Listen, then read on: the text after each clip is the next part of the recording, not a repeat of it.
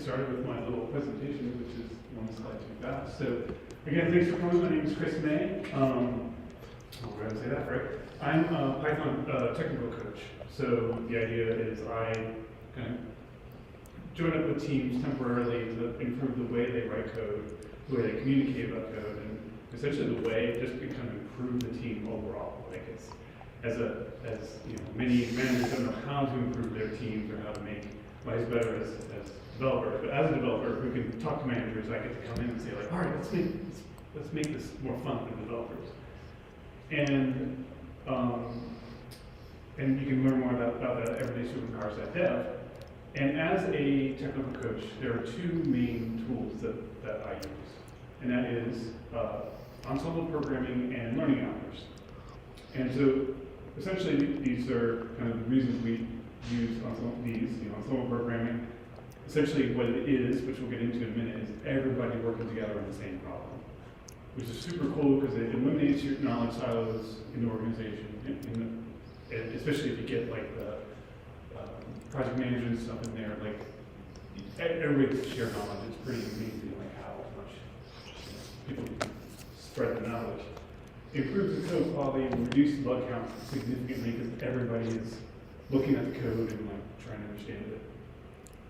Learning hours are something separate where essentially it's more like a traditional training. We just spend an hour teaching things, practicing it. But of course we're here to talk about ensemble programming. And Woody Zuhl is the man who, as he calls it, discovered ensemble programming. He calls it mob programming. And as he says, it's all the brilliant people working on the same thing at the same time, in the same space, and on the same computer. Like, without this, you can kind of have some like, well, you know, with various degrees of this, you get pair programming, you can kind of get different things, but like, he accidentally stumbled upon this when he was working with a team, I forget what company they were working with. But the team was just in shambles. The morale was low. They just had a very buggy code base. The manager was like, we're getting nothing done. So he hired Willie to say, like, can you just come and like, help us transform it? And he's like, yeah, if you allow me to give me the ability to do whatever I say, give me total freedom, I'll do it. So the guy said, sure. And for a couple of weeks, he just floundered. The team was just so in shambles. And finally, he was like, let's all try working on the same things at the same time and on the same computer and start working. And so I think it can be a really impressive way of working.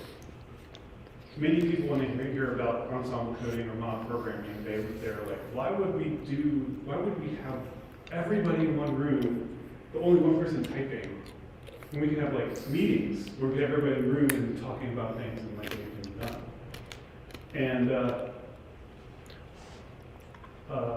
in my research, I found like there's kind of like two different, meetings and ensemble programming have kind of two different things. Like the focus of ensemble programming is actually doing work, getting work done. The focus of meetings is really talking about work, right? You don't get anything done in a meeting. The win condition of an ensemble is getting work done. The win condition of a meeting is convincing people to do something for you. They're kind of two different things, and it's interesting, like our culture just is all about meetings. And I gotta understand, ensemble programming is kind of, it's different. I can understand why people have a hard time, buying into it, but we'll learn more about that in a second. In ensemble programming, there are a couple main roles. The first role is the typist. This is the person who is writing on the computer. They are, their figures are the ones typing. They write only what the room has decided is the code that we want to have. Additionally, they are the one person in the room who is allowed to not think. In fact, they shouldn't think, because they're, in some ways, they're the ones who are the most focused, right? Because whatever they do is up on the big screen. Any mistake they're doing is amplified. So, the typist doesn't have to think; they just react, and they just react. The navigator is the person who directs everyone. They speak for the ensemble. They are the ones who navigate, right? They they talk to the typist and say, in as high level code as the language as possible, what to write. And then kind of go down to lower levels of language if they need to. For example, a navigator would probably start out by saying, this is the intent of the code we want to write. So like, I'm trying to think of a quick example. If we're writing, I'm trying to think of an example that we're not going to do, but like, the idea is like you want to be very general. And if, you know, the typist is having a hard time understanding what to do, you can drop down the location and say, oh, on line number 3, you want to do this. And if they still don't get it, it's like, all right, let's go character by character, let's walk through this. Which is really interesting because this removes the skill from the typist. Anybody, whether you're a programmer, project manager, or a 9-year-old, could actually join in the ensemble, which is really interesting. Another big question that comes up is what's the best size of an ensemble? Truly the best size, there is no one size. It's, if anyone is learning and contributing, your ensemble is a good size. If you have 4 people and 1 person's unengaged, your ensemble is too big. If you have 25 people and everyone's engaged, but you're holding out because you can't, you need a product owner or a subject matter expert to kind of answer a question, then your ensemble needs to be bigger. So this really something fascinating about like the different sizes.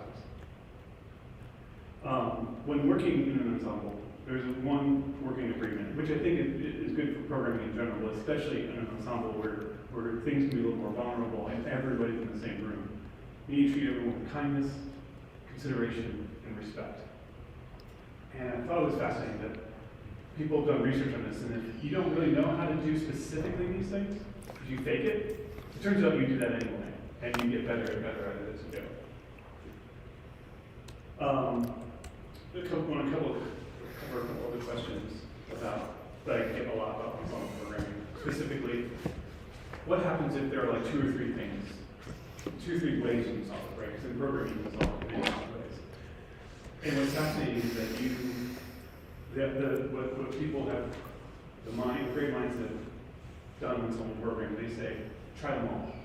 You know, usually there's only 2 or 3 different people who kind of say like, oh, this is the way I want to do it. And just create a new branch, try it out, create another branch, try a second one out, do it as many times as you want, and the whole group gets to vote on it. They don't necessarily always choose the right choice, but that doesn't really matter, really, because it's like, if everyone understands it and you implement it, you can always go back later and change it, but seeing the variety makes everybody have a better chance of understanding what's going on and expose great ideas. And the best ideas win when we care more about getting things done than getting credit. So that was 8 minutes about what ensemble programming is, but really you don't really understand what ensemble programming is, so you do it.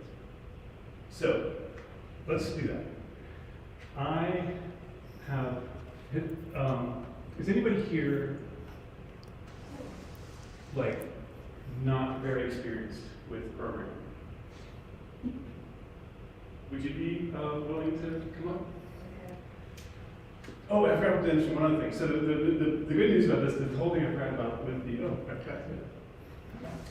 is that you never stay in one position for long. We will rotate every 3 minutes. Let me switch this. There we are. If you wouldn't mind coming to here. Is anyone kind of a beginner in Python in general? Yeah, okay, can you sit at this seat here?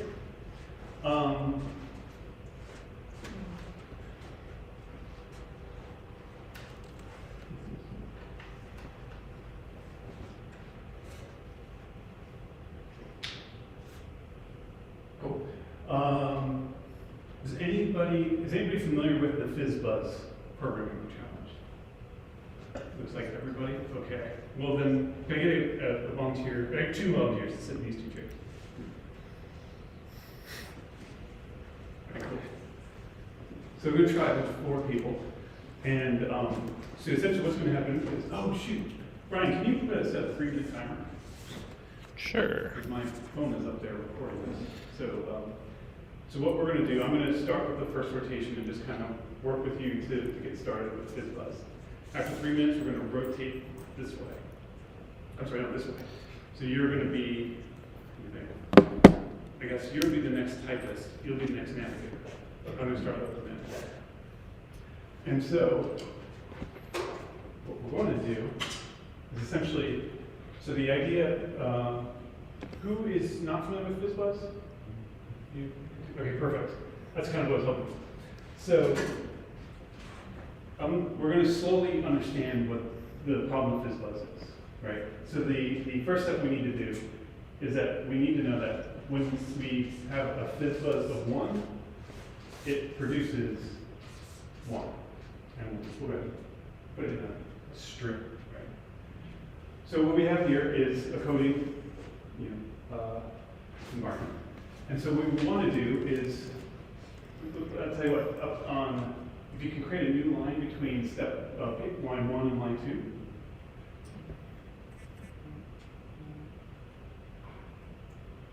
Perfect. Now, do you know the hash key, the shift 3, I think it is? And put a space and write the words FizzBuzz of 1 produces 1. Okay. Do you have the timer going? Nope. Very cool. Start. Cool. All right. So I feel weird being the first one to do this, but it's okay. So let's put. I wish I had somebody else do this. So I want to get everybody involved in how this thing starts. But let's. What we want to do now is. Yeah, shoot. I'm sorry. I'll just go ahead and do it, right? Because I really enjoy it when I can get a navigator going first. So what we're going to try to do is we're going to need a new line. Yep. And so what we want to do is we want to, we're going to write the code that we want to have that exists. So in this case, what we're going to do is we're going to create FizzBuzz and pass in 1. So I think the way we should do that is to create a new variable called result. So type result equals FizzBuzz, open parenthesis, 1. All right? And then, I'm sorry that something messed up with this computer, so you get all these extra things. Try hitting escape or clicking with the mouse to see, if it goes away. I think you might have to use the trackpad to click. Okay, I figured out how to get rid of it before. How about clicking on maybe that little play? Yeah. I'm not thinking of anything. I should also mention the one thing that's great. So I mentioned that Typist Navigator. So normally, right now, I've got you 4 as kind of like the main team members, but this is an ensemble thing. So if any of you have an idea of anything, especially we want to treat people with respect, so we don't want to interrupt people. But if you guys have any idea how to kind of clear this, so let me see if I can. 1 minute.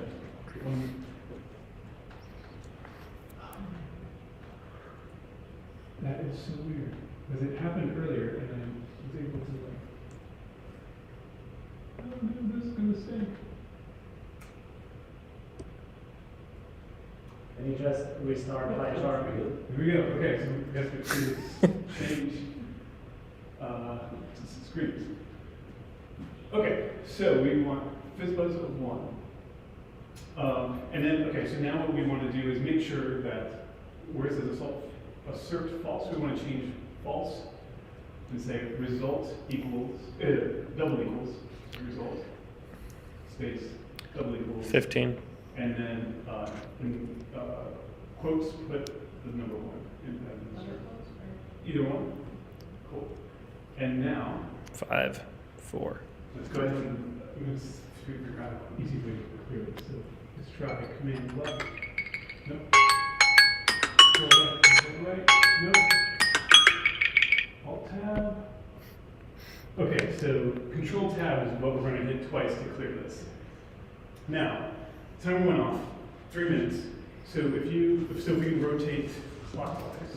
So you're now my navigator, and I'm going to help you because this is your first time doing this. Yeah. So you're going to be the one driving it, but I'm going to help you. Okay. What do you see, how do you feel about this situation? I think we need to define FizzBuzz, Okay, method for FizzBuzz. all right, tell your typist what to do. Okay, so yeah, create a method called FizzBuzz to, we'll call into a result there. And command tab will switch, from command is, and do it again. There you go.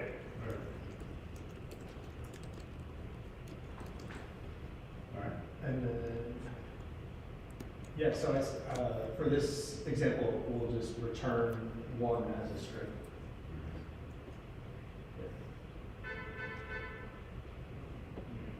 This is really sad. I don't know why. So we have it, yeah. Max. I don't think that's with respect. All right, And then I think try to run it. that sounds good. Do you know how to run it? There you go. Yeah, I can do that first one. All right. All right. Oh yeah, so we need to add a parameter to the definition of FizzBuzz. Brian, did you start the timer? Yep, minute and a half. What should you type? Input? Sure. And then, I appreciate you taking that idea of doing that, but you shouldn't be thinking. So, great job, but, you know, let your navigator be. All right, how do you feel about that? Do we pass? yeah, Yeah. test pass, so everything must work and nothing could ever go wrong. Yeah, exactly. So should we do, what do you think our next, what our next thing is? Yeah, so, well, I'm assuming we want to expand it to other numbers. Next, I guess, return is. If it's 3, do you think we do this, try this? Sure. All right. All right. So then, okay, so it looks like what we want to do is if we're given a 2, we want to return a string of 2. So how would we do that? Or, so first, how do we test that? And I guess it would be, I think it would be, so copy and paste lines 3 and 4 and change the input and the result string to 2, both of those.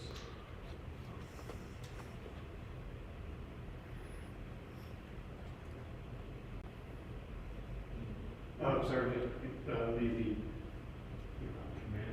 yeah, command. Time. All right. Rotate clockwise. Nope. Yeah, come over there. You got it bigger. All right. How you feeling? Definitely thinking of some things, that's for sure. Word. All right. Do you feel? Where do you feel? How do you feel about what's there right now? I'm right now thinking about what would take place, because definitely we want to expand things where we're not just thinking of 1s or 2s all the time. Eventually we want to have this code get to a point where we can just type in any number and it will deliver us our results in quotations. That is true. But right now we are focusing on 2. We're focusing on 2. So if that's the case, let's see, as we were kind of working on lines 6 and 7, maybe starting with replacing the numbers 1 with 2. Sounds good to me. Cool. And then we might need to copy line 10. Well, okay. Yeah. Sounds good. Because I'm thinking we might have to deliver a result of, we're returning 2 instead of returning 1. And then maybe for starts, since we're kind of continuing this path right here, I just want to see what would happen if we were to do, getting a phrase. But basically, we just kind of want to, Can I make a suggestion, Ben? yes, Well, if we just return the input as a string. turn the input as a string. Do you know how to do that? I'm thinking right at the top of my head as to how that could be done, because I'm thinking that it could be, we're right now kind of playing with integers here. Can anybody help your navigator? Yeah? There's a function, str parentheses. Yes, Do you feel comfortable with that? I think so. Okay. So what should I type? I'm trying not to. There you go. What's your text? Return str, and let's do input. Sounds good. All right. And then you'll have to hit command tab. Yeah. Cool. All right. What do you think? I was about to say run, but I'm wondering what the squiggly lines on line 9. Oh, great question. That's a good thing, because a lot of the navigator's roles is like, if they see squiggly, they're like, oh, let's take care of that. And I think that's a really good idea. So if you mouse over it, I don't know if it's going to show. Yeah, hit that little light bulb. Oh, Yeah, sure. And so sometimes it shows like what the error is. I think the way I have it set up, it doesn't. So let's go ahead and hit reformat file, and I'll do it for you, which is nice. Oh, there you go. So essentially, there's only one plate line here, and cut 8 likes to have 2. So you can just hit reformat the file, and it will take care of it for you. Time. Or you can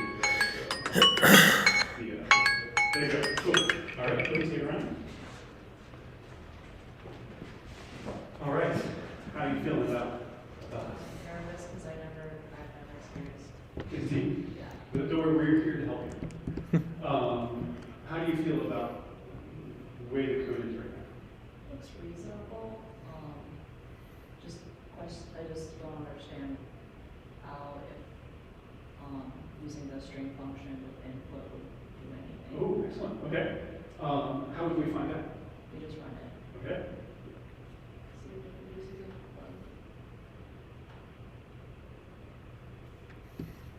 Passes.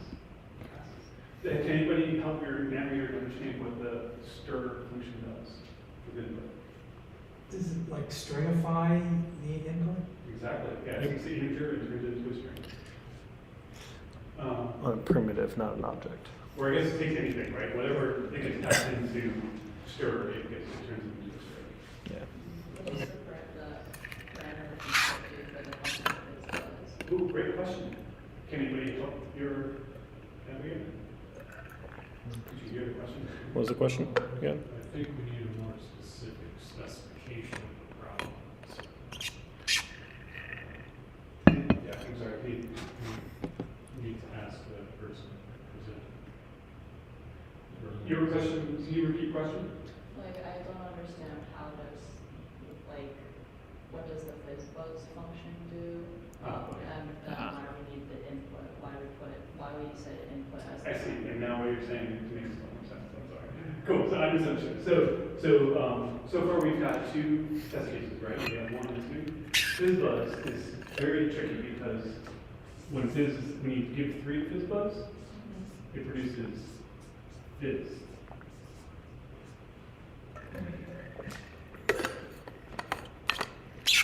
How do you think you could move forward with that?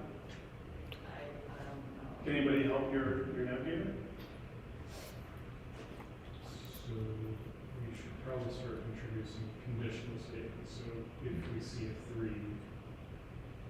do fizz instead of the other logic. So before we get there, do you see anything in the top 7 lines that might help with understanding what to do with the condition group? No? No? I was thinking, could somebody help your navigator a little bit? Well, if we make another set of copy 6 and 7 down, and then change it fizz buzz of 3 returns fizz.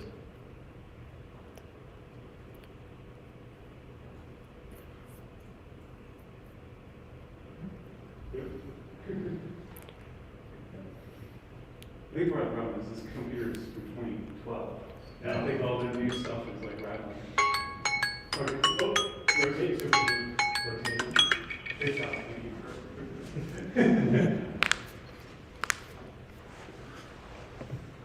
All right.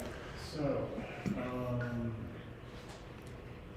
now have a case where the result isn't just the input integer converted to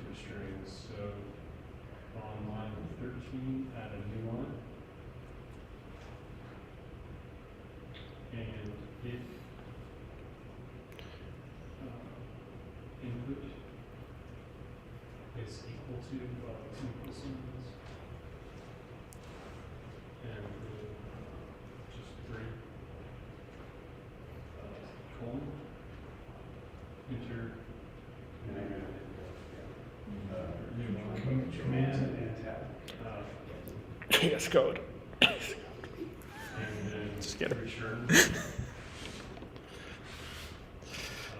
in double quotation. And I think we're wrong. I think it's someone who's typing that has gotten that. But, I'm sorry, I spoke before you said. Okay. All right. Cool.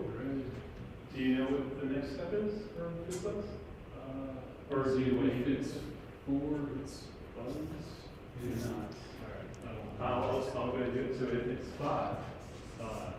It's buzz, and it's the person who's trying to write that way. That's a B. Buzz. Alright, so.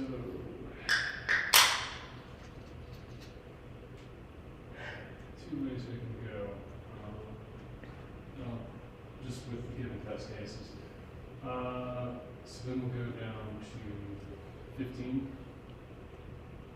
And then add a new line. And ELI10.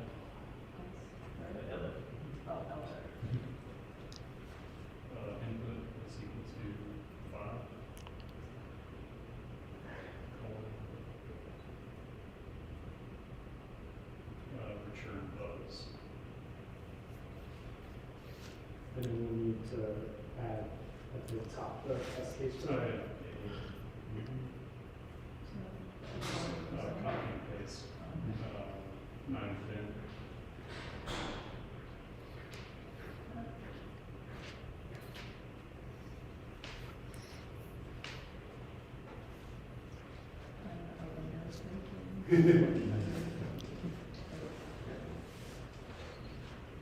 So, Control C. command C. Yeah, there you go.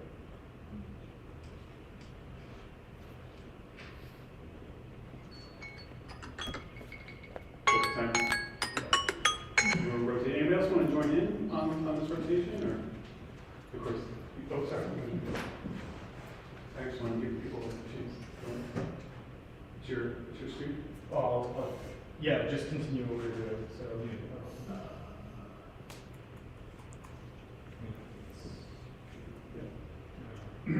I think that's it. It's just that these are blockhands. Yeah.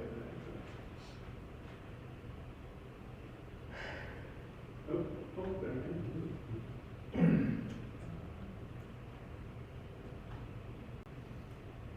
There you go.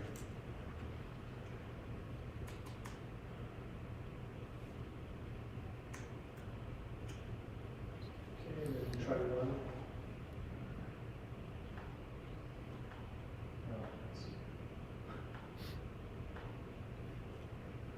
Okay. Pass. And then so, I think the next extension is if it's divisible by 3, or wait, no, divisible by 3 and, or If it's divisible by 3, it produces. Fizz. fizz. Yeah. So let's try that. Just start there? Okay. It was test-driven development approach. Yeah. So you could just. Oh, yeah, you can do that. You got first. Oh, yeah, okay.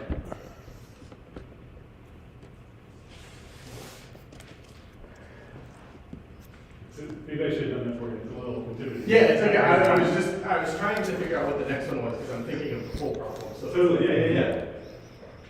Okay, so then I guess we'll just start with, we'll do 6 next. So, Alright, what I'm gonna do. okay, yeah, sorry. So copy and paste the, Before you go there, Yeah. as a member of the ensemble, I think it might be better to have individual test cases, functions for these, just because, like, if in real life something were to go wrong, it's gonna be easier to know when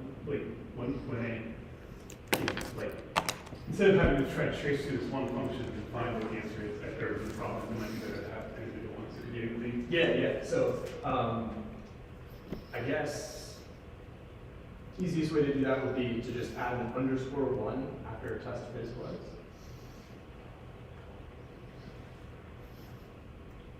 And then copy that line to line 5 and modify that to 2.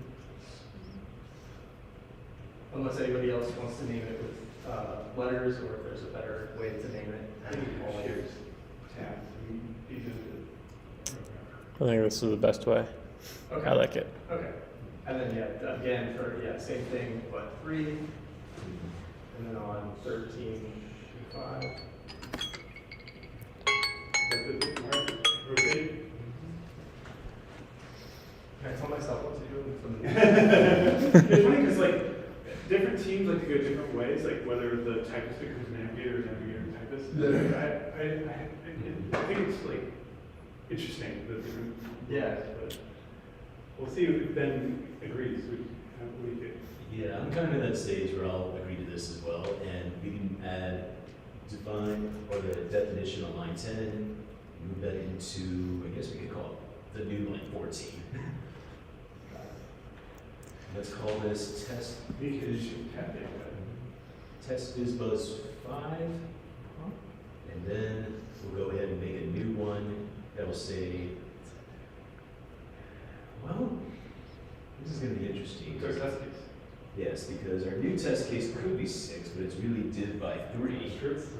So you could either make it div by 3 in text. We can start with that, unless anybody else within the ensemble says otherwise. I like it. I think it's good. Yep. Then go ahead and line 15. Yeah, 19 and 20 is the same as 15 and 16, except changing the. Those are where things are going to get quite interesting. Because we're doing it divided by 3. We'll change line 20 to phys.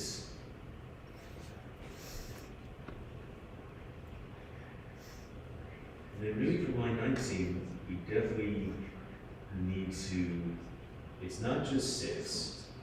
We're also thinking of numbers 9, 12, 15, etc. It's true. But for now, why don't we just start with a simple case? Yep, we'll start with 6 then. Okay, and then as we get towards lines 25 onwards, we can add, I'm thinking on line 24, we can add in, after, in between the 3 and the colon, we can do a and input, and then it wouldn't be divided, it would be the percentage. Module. Module, yes. It over 3, and then that would equal 0. We should hopefully get return phys. And let's see if we can try to run all this. There is a way to I can show you how to do it so it runs all of them at once. Oh, yeah, so it's gonna do that, we just come up here and.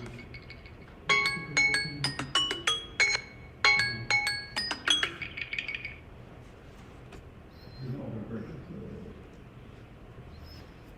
so. Oh, not for me.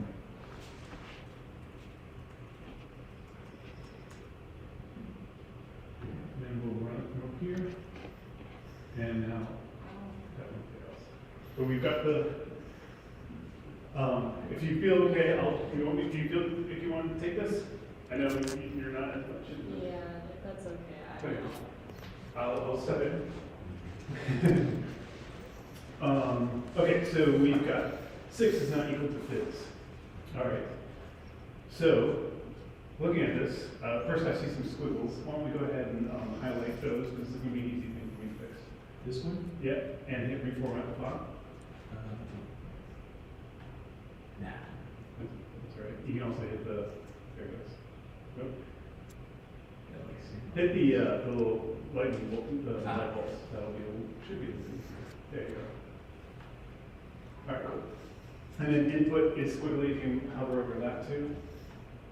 it'll say that it shadows the word input to click rename the elements. So there is a keyword in Python called input, and so essentially it's complaining because if we ever want to actually use input in this function, we can't get this changed. I'm going to say, let's just call it data for now, just to get a different.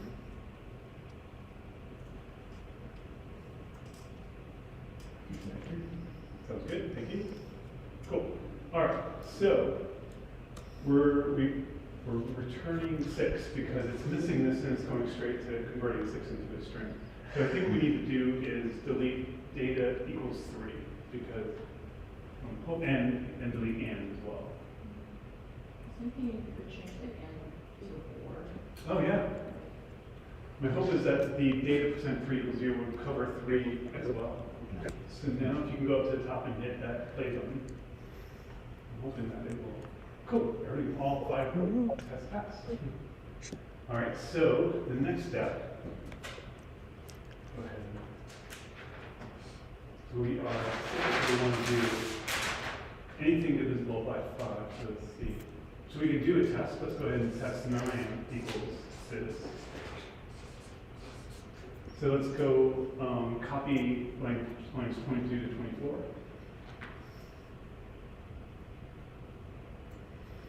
And paste. And add an extra line in between 25 and 26. And then change, yeah, we have 9s, and then run, oh yeah, we can change, well, because, sorry, we already have this. So this is one of those things, like, I want to ask the ensemble, because this is something that I struggle with as myself as a developer, because we're essentially solving the same thing here. And this is a pretty well named function. Does anybody have an idea of how we can make this stronger without having to repeat? PyTest has something where you can pass like a pair of inputs to it, but it gets kind of hard to read at first, but of course whenever you want to change the function of different input or something, you'll have 10 tests or 20 tests to pass it, so it's probably inevitable. And there was something I learned just recently too. I've heard the thing, so we'll rotate this in a moment, but I think I'm going to go that way for now because I can't remember what the other thing was. Recently I learned a neat way to do it that makes it easier to think like, okay, well, let's see, let's go ahead and do this. Add a new line after line 26 and do at PyTest dot mark dot P-A-R-A, those will be automatically hit control space twice. You need to import. Control space. Oh, okay. Go ahead and put the mouse over PyTest and import PyTest down below. I don't know why. They hit the red one. There you go. Now put the mouse to the end of para and hit control space again. There we go.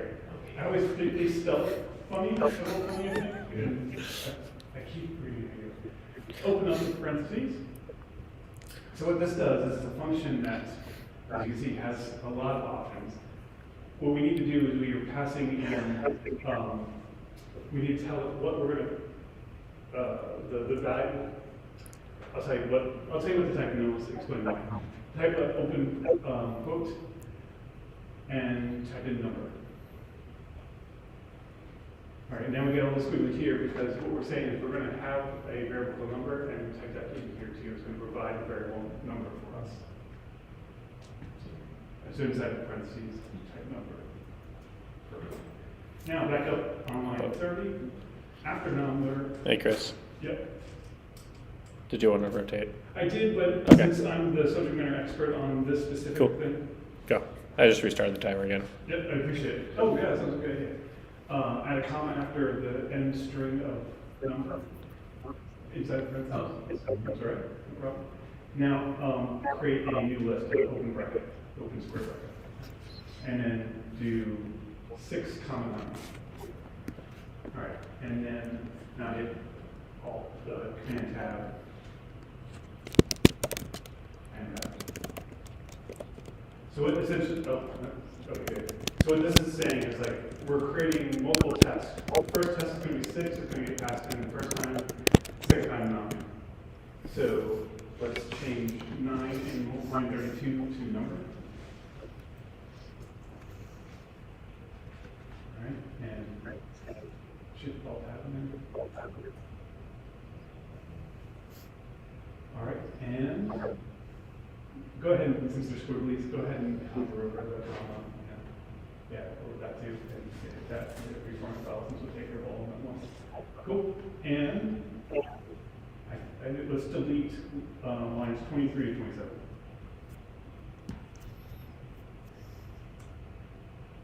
And those 3 lines too, because these cover the same.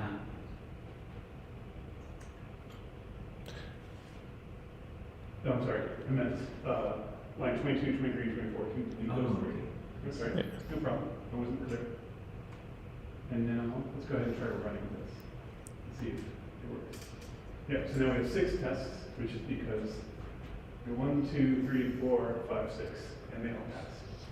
What about test biz buzz 3? Do we want to keep that, or should we add that to test biz buzz environment? That's a great question. I think we should probably add that to line 23. Good call. I appreciate you. And now we can get rid of those 3 lines. Go ahead and run our test to make sure. Excellent. All right. So we've now got 3 9. So let's go ahead and do our next one, which is going to be, we're going to test that. Go ahead. Do 10 is buzz. And so let's go ahead and change line 15, test fizz buzz, and add underscore divisible by 5.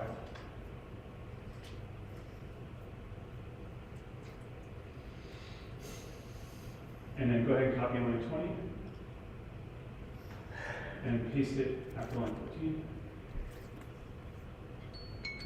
That's good. All right, I'll rotate now.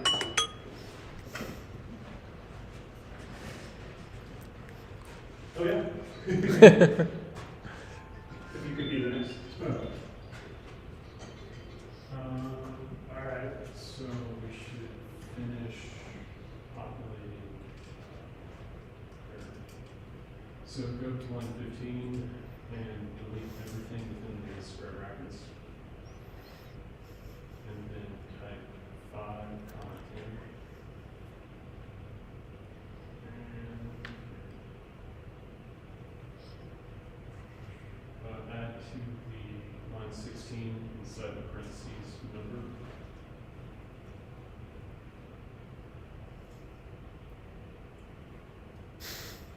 And in results, change that to number.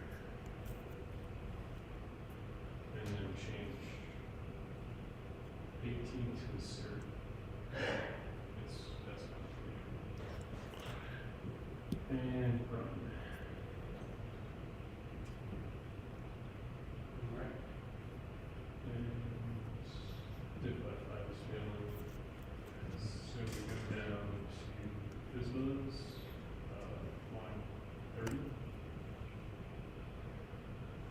And we can apply the same logic, so modulo 5, print percent, change the equal sign to percent.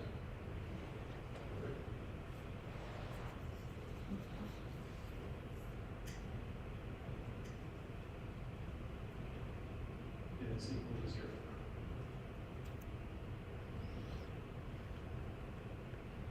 And then try testing.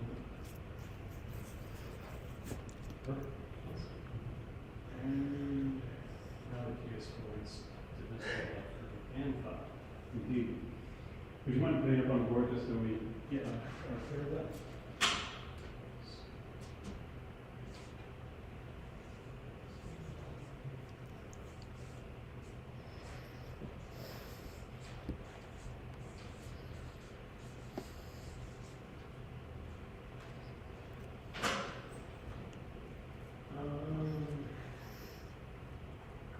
Line 15, copy lines 15 through 18. You can hold down with one finger and use your other finger for this selection. I thought maybe not. Okay, yeah, there we go.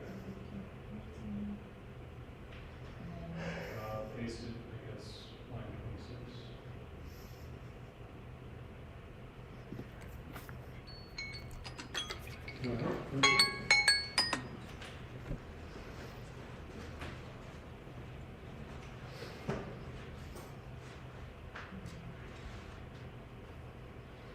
Okay, so I guess we'll start with the name. So test fizz buzz div by 5 should be div by 3 and 5. Or 15. And then change in 26, 5, 10. Let's just make it 15 for now. I think we'll add more eventually, but we can just start with that. And then 29, insert result equal fizz buzz. Right here. And then line 30, create a new line after line 30. And I think what we want is if data mod 3 equals 0 and data mod 5 equals 0, return fizz buzz. And then we need to make the next line else if. I think that's right. Is anyone, I concur. we'll try and run it if it doesn't. Oh, make sure that's return fizz buzz of the string. That's okay. I didn't specify. Oh, no, that's not wrong. Well, you can see. You did it. Oh, I guess we have to reformat. A couple of returns. Where's that? The 26 has one of the squigglies.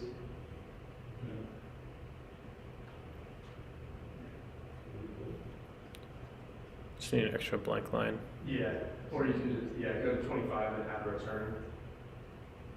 You can also, I think, command option L. Command option, options here, just the two together, and then L. There, Nice. okay. And then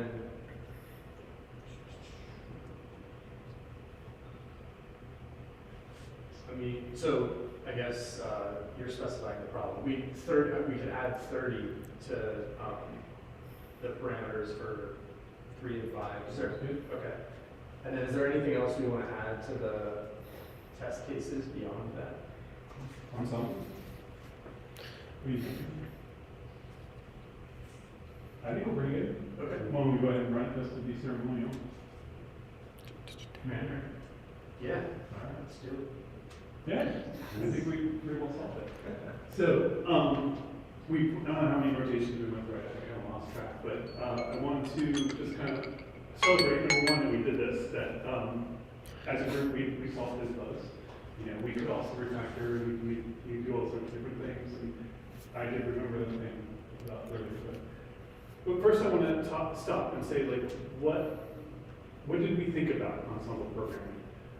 Does anybody have something they learned or general thoughts they have about ensemble programming? Yeah? PyTest. What's that? PyTest. PyTest. You learned PyTest? Yeah. It was quite painful to look at. Yeah? How so? How come? Let's see. It feels like you were purposefully making a very simple problem into a very complicated thing. And I don't feel like this is a very good test of ensemble programming.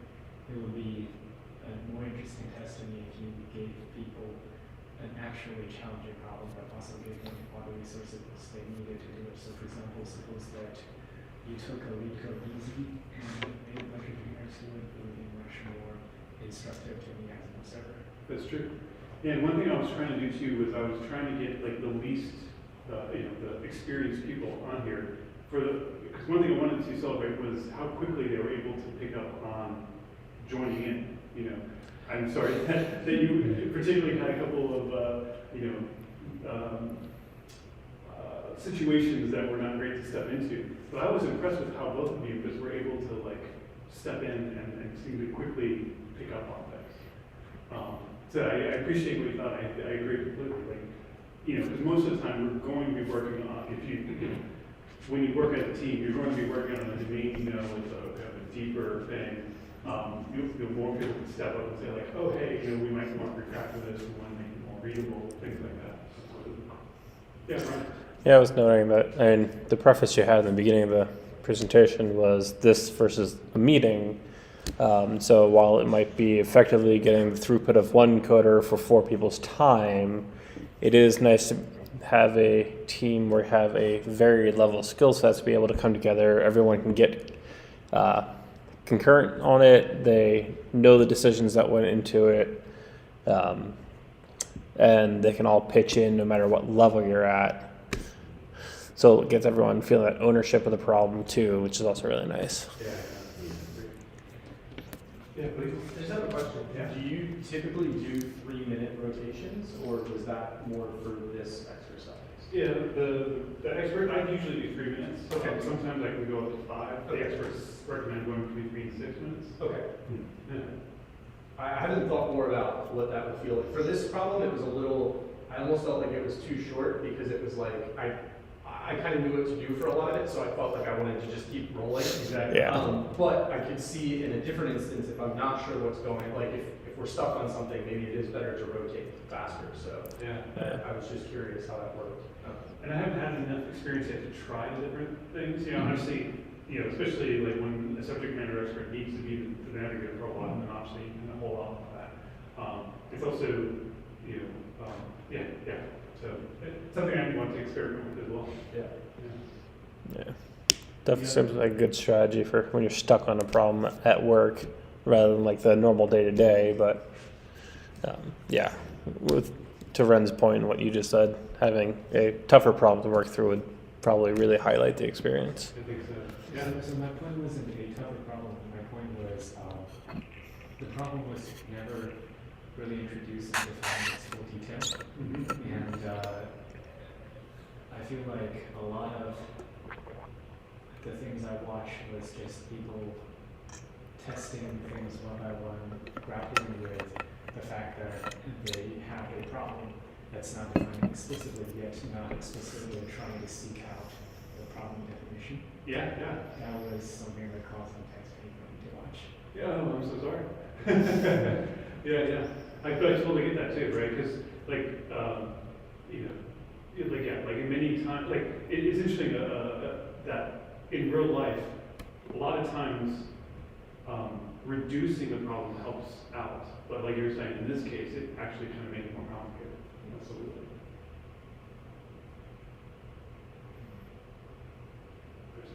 Yeah, go ahead. I have another question about how this works or how you've implemented it in terms of do you do any code review afterward, like after the fact? No. Because And that's actually part of it. It's like as the ensemble, yeah, we want to code the way we want to. yeah. And so as the navigator will come up, you treat the code with their respect, but you say like, I think we might be able to improve it in this way or another. And then you may explain your factor or you leave your typist in your factor. So yeah. Okay. Yeah.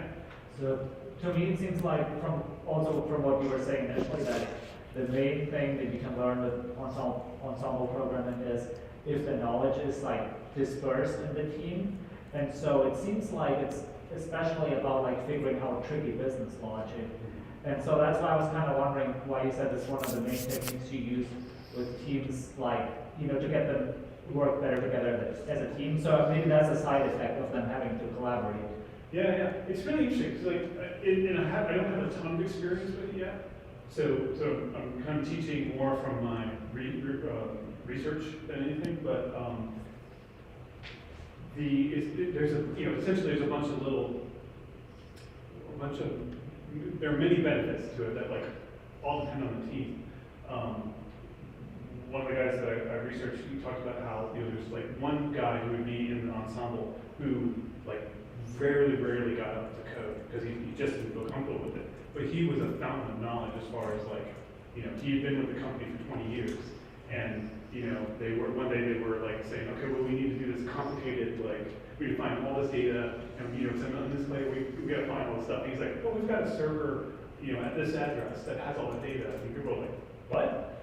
And so they look and sure enough it's there. And it's like, time and time again, he saved the team, days of effort because he's like, oh yeah, that's already there,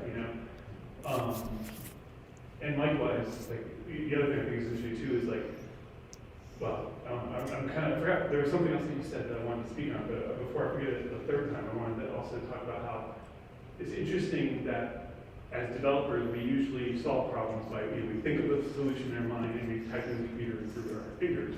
We don't usually have to explain why we're doing things. But trying to, I wanted to get from you who've done it, how did it feel like to have to think about explaining why we're doing this and explaining it to somebody else that they think about it? I was super rusty, so I didn't remember how to do it to begin with. Yeah, totally, yeah. And I'm sure like the pressure of being in front of everybody kind of is a little harder. Something that gets a little easier with time.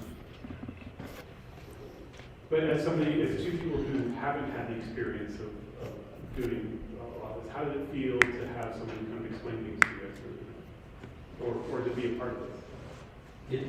I definitely enjoyed it at the end because it definitely either allowed me to learn new things and or reaffirm what I already know or what I have sort of in the back of my mind and was able to be like, okay, we're now kind of on the same page. We can just be as a team and work things out together in that fashion.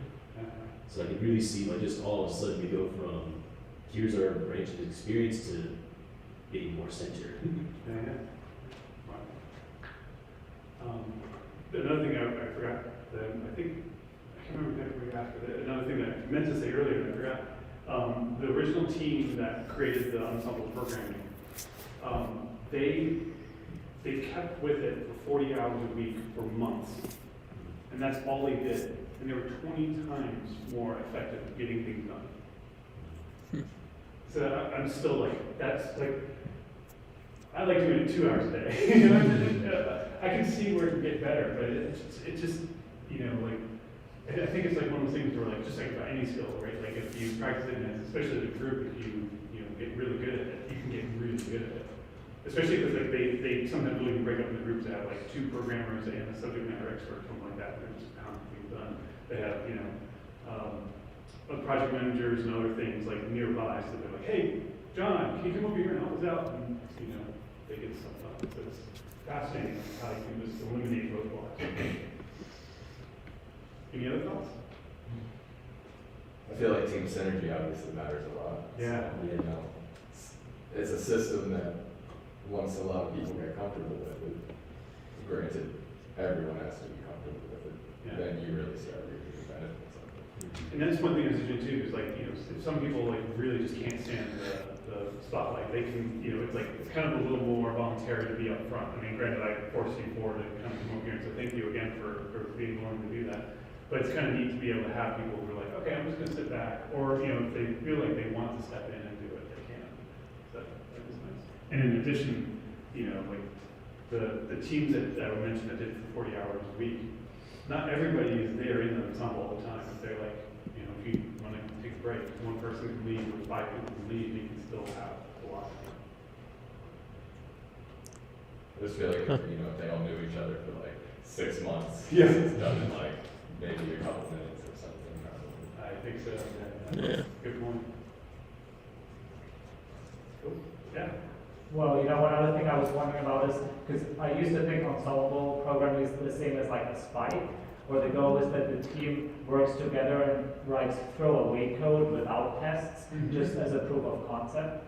But I guess, so I don't know, and I think spikes that might come from extreme programming, so I don't know if that's like a different thing. It seems like the same thing, but like I said, I think where I can see this be most helpful is if you have processes that are not documented and that sort of thing. And then you always have a blocker, so that's why you need to get everybody together. Yeah. Yeah. It's interesting because like I don't believe, if I remember correctly, he was heavily inspired by the extreme programming movement, but he wasn't part of that original group. But yeah, yeah.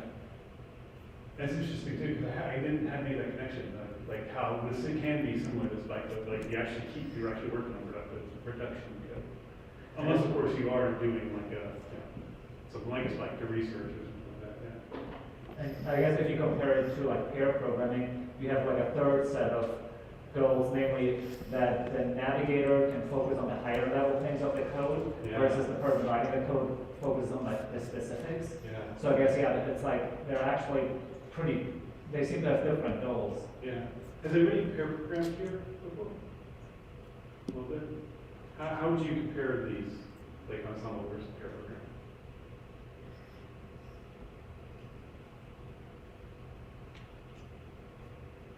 Either one, yeah. So,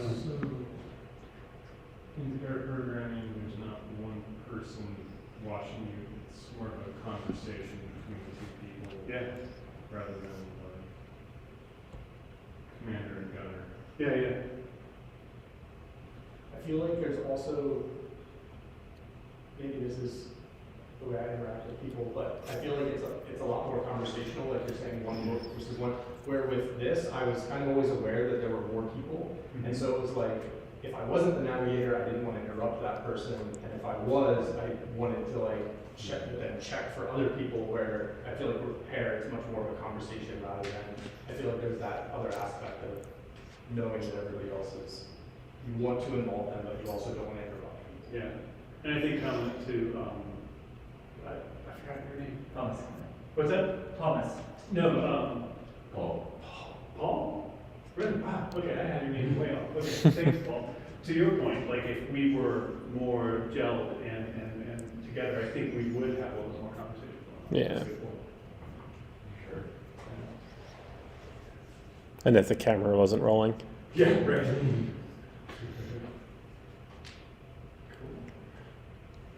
Would any of you feel like trying to do ensemble as part of your daily life at work? Well, maybe. If I had enough people to do ensemble. Yeah, right. People are by themselves. No? Or one person. Cool. One thing, yeah, like I realized too, I thought that was a funny issue because like for me, pair programming changed completely based on who I was pairing with. Because like I've never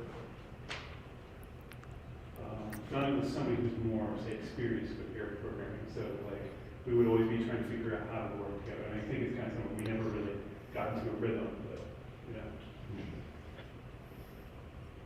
Yeah. Would you be willing to do this more often? Like, despite my criticism, I actually think this is very promising. I just want to see more of it. Sure. Where people are working with problems that are appropriately defined and challenging. Yeah. Sounds great. So a question that I was going to ask was, I'm thinking about using this kind of format, not as everyone, but breaking up into a couple small teams for coding nights, and suggest using this method to get more people going. You seem really excited. Yes. So I think this would be a good way to go for PyRVA, just to keep everyone active, and it doesn't matter what your ability level is, so we can maybe try to make sure every team has at least one experienced developer, but yeah, I like it. Yeah, I'd be interested in doing this. This is kind of separate, but more just a comment on the exercise. I'd be really interested to introduce this to a team that has kind of varied skill levels and see how it works for knowledge sharing. And I think it would be really good for that. Yeah. I don't know if I would love to do it. I would not like to do this 40 hours a week. Say that. But I think it would be very interesting to do like weekly, like have sessions of it. I'm also kind of working on my own currently, but my previous role, I had a team that we didn't work together super often. Like I really liked the folks I worked with, but we were kind of off on our own things in a lot of ways. We were developing a library, and it was kind of, we had our sections of it. And it would have been neat to do this like once a week for a problem or something. I think that would have helped with knowledge share. So, and we did code review, but I feel like with code review, you get like specific pockets sometimes, and you don't always get get the full picture, and it's different to interact this way. And I don't necessarily think code review is worse. Like, I think there are benefits to that kind of reading of code. But I also think this could be very helpful. I think it would be especially helpful for junior programmers. Yeah. To kind of see what more experienced people talk about and are thinking through and things like that. I think it could be really helpful. So I'd be interested to see how it works, kind of like in smaller chunks for a team that's longer running like that. Yeah, and that reminds me, like, other people on the team that can help out and enjoy it are project managers and non-programming types, or people who don't specialize in programming. They can actually learn how to do programming and enjoy it. And then they can understand more, like, when they're gathering requirements, they can understand like more what that might mean, Yeah. things like that. So it's awesome, cool that. And I forgot your name, Lucer? Run, Ren? right? Right, cool, thank you. I just remembered, to your point, a really interesting example that I learned about when I was researching is that there was a group of people who decided to do ensemble programming at WWDC, or one night at the end during WWDC. And I think there were like 9 of them or so, and one of them brought his 9-year-old daughter. And they were like, hey, do you want to join in this? And she's like, no. And she's kind of went over in their corner with their little iPad. And they were doing ensemble programming, just doing a kata on tic-tac-toe. And after like a rotation, her ears kind of perked up, and she's like, I know that game. And so she joined in. And she was actually, they said she was the best navigator because she spoke in terms of like the domain, the game. She didn't know like how, they were writing in Java, you know, so she didn't know like how to write the characters, because of course all the developers did. So she's just like, oh, you know, in square one, put this, or whatever. And then she picked up enough Java to actually be, you know, could explain things, and she had a great time writing Java. But to your point, like she knew the domain really well. When you say to my point, which point was this? Oh, sorry, the point about if the domain was kind of explained more thoroughly in the beginning. Yeah. Anything else? Well, thank you so much, especially the 4 of you who volunteer, or I voluntold to come up. I really appreciate you coming up. And I don't know, I think we don't have to end the meeting, but here we can go ahead and kill the stream and just hang out, you know, chat. There's a brewery across the street, whatever, you know. Yeah. So